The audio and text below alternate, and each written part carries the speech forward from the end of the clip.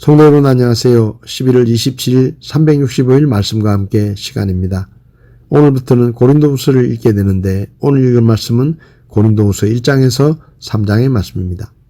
먼저 고린도후서에 대해서 잠시 살펴보면 고린도후서의 저자는 바울이고 기록 연대는 주 55년이나 56년경으로 추측됩니다.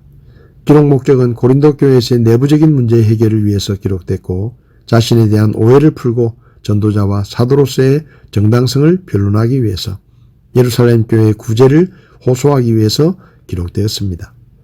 1장에서 바울은 먼저 문안 인사와 아시아에서 당한 환란에 대해 언급합니다. 그리고 자신이 고린도 교회를 방문할 계획이었지만 사정에 의해 방문하지 못하게 된 것을 오해하는 성도들에게 자신의 진실을 밝힘으로 성도를 위로하고 있습니다.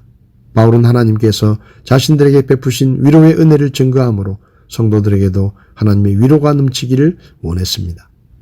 2장에서 바울은 자신이 고린도 교회 방문 일정을 변경한 것에 대해 설명을 계속합니다. 이는 고린도 교회를 향한 바울의 사랑 때문이며 여정 변경 사실을 악용하여 바울을 비방하려는 시도를 제거하기 위함입니다. 이어 바울은 화제를 바꾸어 고린도 교회에서 문제가 되고 있는 사람을 용서하라고 권면합니다. 교회에서의 징벌 목적은 형벌 자체에 있는 것이 아니라 회개하고 구원에 이르게 하려는 데 있기 때문입니다. 바울은 눈물의 편지를 보낸 후 디도를 만나기 위해 마케도니아로 떠났다는 사실을 밝히고 성도들은 그리스도의 향기라고 말합니다.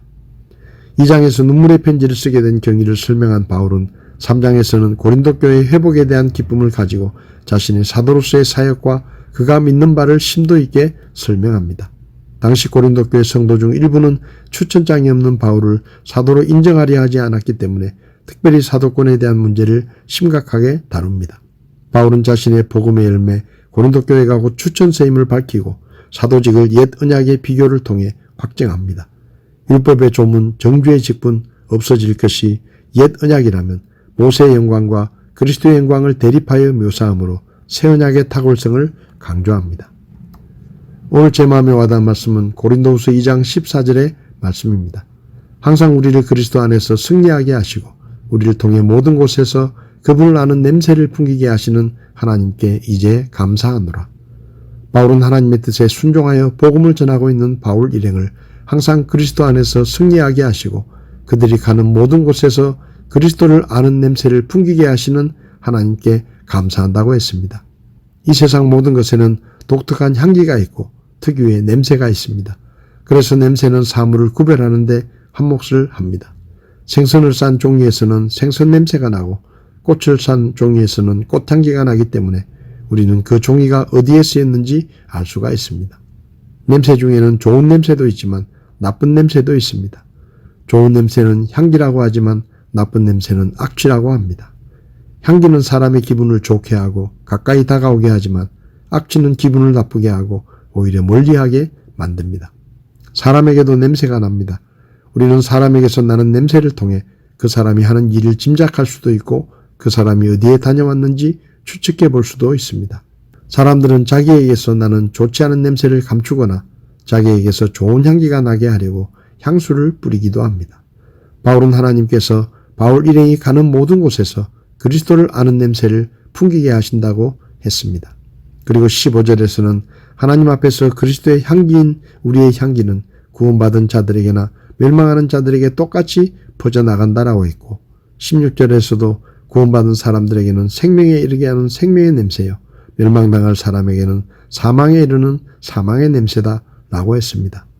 바울이 고린도 교회에 보낸 편지에서 그리스도의 향기라는 말을 쓴 것은 당시 고린도 교회가 어느 교회보다 부유하고 많은 은사를 받았음에도 그것을 자기들의 것인 양 자랑하며 교만을 품고 서로를 무시하는 분쟁과 다툼, 음란과 허영, 사치와 교만 등으로 세속화된 악취가 나고 있었기 때문입니다. 바울은 그런 고린도 교회를 바로잡고 변화시킬 수 있는 것은 그리스도를 아는 냄새인 사랑의 향기라고 생각했습니다.